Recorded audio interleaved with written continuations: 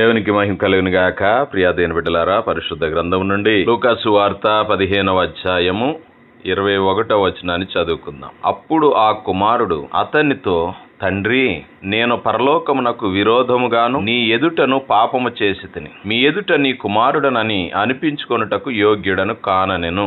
లూకా సువార్త 15వ అధ్యాయంలో యేసు ప్రభువారు చెప్పిన 3వ ఉపమానంలో ఇద్దరు కుమారులను చూస్తున్నాం. చిన్న కుమారుడు తండ్రిని ధిక్కరించి ఆస్తిలో తన వంతు భాగం తీసేసుకుని దూరదేశానికి వెళ్ళి అదంతా దుబారా చేసి వ్యర్థంగా ఖర్చు చేసి జీవితంలో పూర్తిగా చితికిపోయిన చిన్న కుమారుడు పశ్చాత్తాపంతో ఇంటికి తిరిగి వచ్చాడు. ఆ తప్పిపోయిన కుమారుడు వస్తాడని ఆశతో తండ్రి ఎదురు చూస్తూ ఉన్నప్పుడు, నా తండ్రి తప్పకుండా క్షమిస్తాడు, కుమారుడిగా కాకున్నా కనీసం ఒక పనివాడిలా నన్ను ఇంట్లో చేర్చుకున్నా చాలనుకుని తిరిగి వచ్చిన చిన్న కుమారుడిని చూసిన తండ్రి ఆనందముతో కౌగలించుకొని ముద్దు పెట్టుకుని అత్యానంద భరితుడయ్యాడు. అంతేకాదు, ఆ సంతోషంతో వాయిద్యాలు నాట్యాలతో తండ్రి తన ఇంట్లో గొప్ప సంబరాలు మహావిందు చేయించాడు. అయితే మొదటి నుండి తండ్రితోనే ఉండి తండ్రి పనులు చేస్తూ తండ్రితో అంటగట్టబడి ఉన్న పెద్ద కుమారుడికి చిన్న కుమారుడు తిరిగి వస్తే మాత్రం నచ్చలేదు. తండ్రి సంతోషంలో పాలు పొందలేకపోయాడు. తండ్రితో గొడవ పడుతూ, ఎన్నాళ్ళు నిన్ను అంటి పెట్టుకొని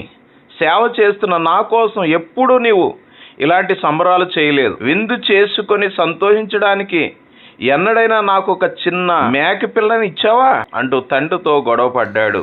తండ్రి పిలుస్తున్నా ఇంటిలో కూడా వెళ్ళడానికి ఇష్టపడలేదు. ప్రియ దేవుని బిడ్డలారా, ఈ సన్నివేశంలో నిజంగా తప్పిపోయింది చిన్న కొడుకా పెద్ద కొడుకా అన్న సంశయం వస్తుంది.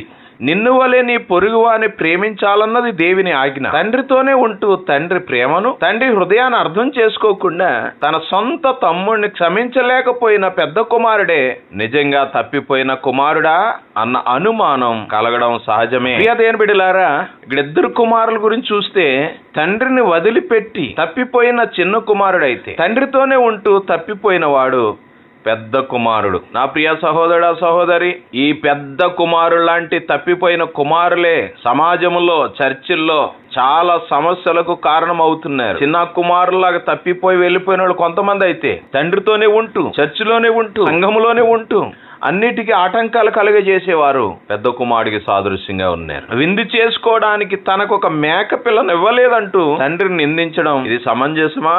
ఒకసారి ఆలోచన చేయండి. బైబిల్ గ్రంథం చెప్తుంది, రోమాపత్రిక 3:23 వచనంలో, అందరూ పాపం చేసి దేవుడానికి గ్రహించి మహిమను పొందలేకపోతున్నారు. దేని బిడ్డలారా, నేను తండ్రితోటి ఉన్నాను, నేను సంఘంలోనే ఉన్నాను, నేను సమాజంలో ఉన్నాను, నేను ప్రార్థనాపరుని, నేను ప్రభువులో ఉన్నాను, ప్రభువుతో అంటగట్టబడి ఉన్నానని చెప్పుకుంటూ చిన్న చిన్న విషయాలకు కూడా ఆలోచన లేకుండా ఒకవేళ సమస్యలు తీసుకొచ్చే విధానంలో ఒకవేళ నీవు ఉన్నావేమో సార్ ఆలోచించాలని ప్రభు సేవకునిగా మనం చేస్తున్నాం. ఇక్కడ గమనించండి, చిన్న కుమారుడు తిరిగి వచ్చాడు, కానీ పెద్ద కుమారుడు మాత్రం తన తండ్రిని సంపూర్ణంగా ఆశ్రయించాలన్న ఆలోచనే కలగలేదు. నేను మాట్లాడేది తప్పు కదా, తండ్రిని ఇలా ప్రశ్నించకూడదు కదా అన్న ఆలోచన కూడా కలగలేదు. నా ప్రియ సహోదరా సహోదరి, అవగాహన లేని ఈనాటి విశ్వాసులు ఇంకా తప్పిపోయే ఆ పెద్ద కొడుకు లాంటి వారే. దేవునికి ఇవ్వాల్సిన ప్రాధాన్యత దేవునికి ఇవ్వాలండి. దేవుని కంటే ఎవరిని కూడా అధికంగా ప్రేమించడానికి వీలు లేదు.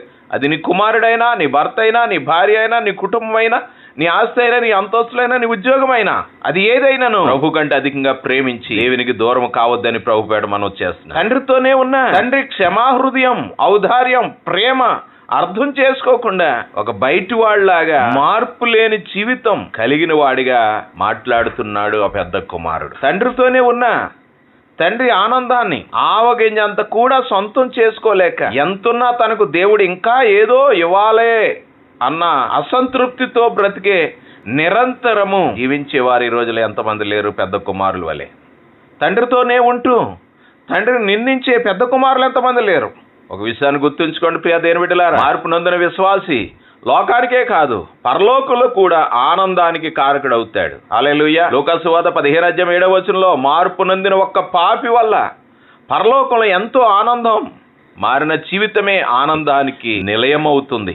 జీవితం మారకుండా సమాజంలో చర్చిల్లో ఎంత ప్రాముఖ్యంగా జీవిస్తున్నా వారిలో ఆనందం తప్ప అన్నీ ఉంటాయి. ఏంటి లాభం? తండ్రి యొక్క ఉద్దేశాలు, తండ్రి యొక్క క్షమాగుణం, తండ్రి యొక్క ప్రేమ గుర్తించలేని వారిగా ఆయనతో ఉన్నా ఏంటి ప్రయోజనం? తండ్రి యొక్క ఆనందంలో పాలు పొందకపోతే ఏంటి ప్రయోజనం? చిన్న కుమారుడు తప్పిపోయి దొరికాడు, పెద్ద కుమారుడు తండ్రితో ఉండి తప్పిపోయాడు. పెద్దవాడు ఇంకా తప్పిపోయే ఉన్నాడు, దేవునికి ఇంకా దొరకలేదు. ఈ విషయాన్ని గుర్తు చేసుకోండి.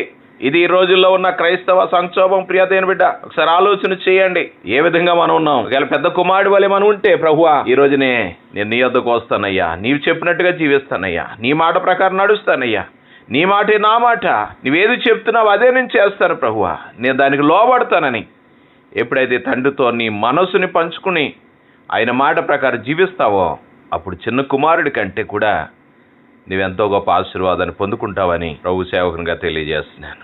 దైవ కృప ఎల్లప్పుడూ మనందరికీ తోడైండును గాక. ఆమెన్.